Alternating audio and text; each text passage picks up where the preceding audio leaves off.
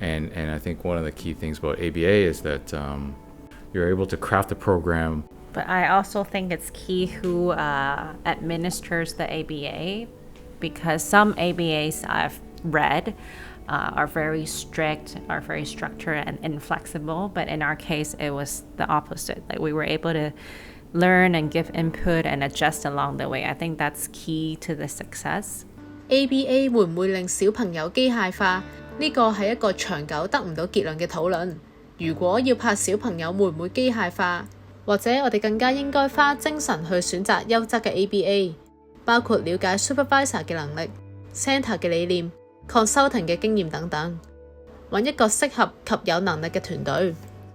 ABA therapy is only one part, but then to create that environment at home is also just as important, right?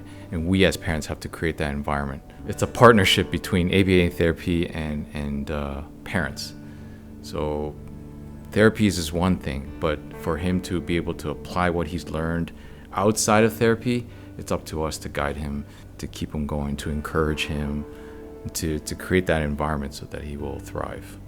I remember at one point in time, they would take him around the neighborhood and ask him to point to or describe different people or different situations. And so they said we could do that on the weekends with him in different locations in the city, just to expose him to more situations. So we would do that.